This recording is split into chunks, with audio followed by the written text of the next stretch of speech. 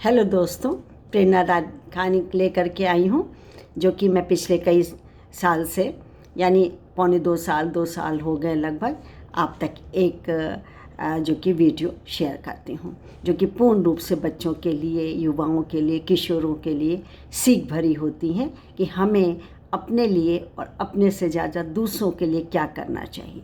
वही social trades, सामाजिक गुणों का आत्मसात हमारे में होना चाहिए, चाहे सहयोग के द्वारा, मदद के द्वारा, उपकार के द्वारा, कल्याणकारी कार्यों के द्वारा, प्रेम से, अहिंसा से, दया से हमको भरपूर जो कि दूसरों की मदद करनी चाहिए। और ये कैसे मिलेगी?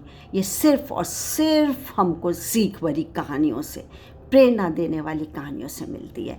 तो आज मैंने एक कहानी अपने पिटारे में से निकाली है और शीर्षक है 2 अनमोल हीरे।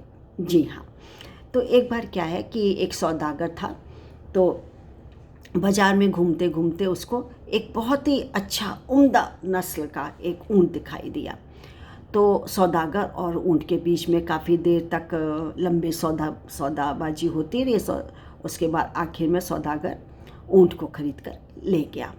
घर पहुंचने पर सौदागर ने अपने नौकर चाकर को आवाज़ दी और कहा कि देखो, ये ऊँट का जो कजावा होता है, काठी जो नीचे लटकी होती है वो निकालने के लिए बुलाया।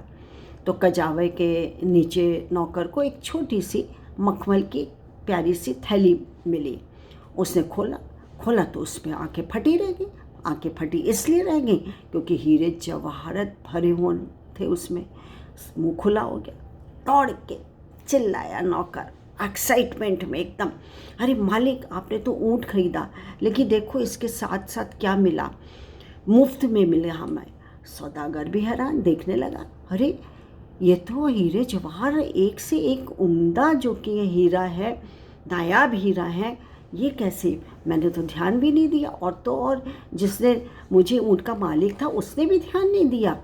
बड़ी ताज्जुब की बात है। हैरान हुआ। फिर उसने अपने नौकर के हाथों से वो हीरे चमचमाते हुए देखे और देखा कि सूरज की रोशनी में तो वो और भी एकदम ही टिप टिप टिप चमचमा रहे हैं। सौदागर बोला कि मैंने तो ऊँट खरीदा था, ना कि हीरे, मुझे इसे फ़ौरन वापस कर देना चाहिए। नौकर ने मन में सोचा, हाय राम, मेरा मालिक कैसा मूर्ख है, कितना बेवकूफ़ है, आई हुई लक्ष्मी को वापस कर रहा है। अरे कोई चुराया थोड़ी है, ये तो भोलेपन में आ गया है, गलती से आ गया है। लेकिन ना, मालिक बोला कि मतलब वो बोला, मालिक किसी को भी पता नहीं चलेगा। पर जो कि है, सौदागर ने एक भी बात नहीं सुनी और वो फ़ौरन बाज़ार पहुंचा और दुकानदार को मखमली थैली वापस दे दी। ऊँट बेचने वाला बहुत खुश था। बोला, मैं भूल ही गया था कि अपने ही कीमती जो इतने हीरे जवाहरात तो हीरे थी, कीमती पत्थर की जो थैली थी, मैंने कजावे के नीचे छुपा के रख दी थी, मैं तो भूल ही गया। अब आप इनाम के तौर पर कोई भी एक हीरा चुन लीजिए। सौदागर बोला कि मैंने ऊँट के लिए सही कीमत चुकाई है, इसलिए मुझे किसी भी उपहार की इनाम की ज़रूरत नहीं है।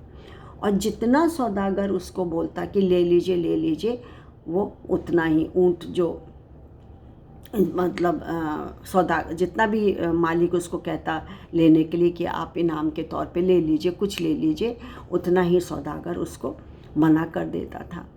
ऊँट बेचने वाला जोर देता रहता और वो मना करता रहता। आखिर में सौदागर ने मुस्कुराते हुए कहा कि बात दरअसल ये है कि मैं इसलिए आपसे हीरे नहीं ले रहा हूँ कि असलियत ये है कि जब मैंने थैली वापस लेने का फ़ैसला किया था, वापस मतलब आपको लौटाने का, देने का फ़ैसला किया था, तो मैंने पहले से ही 2 सबसे कीमती हीरे इनमें से आप अपने पास रख लिए थे।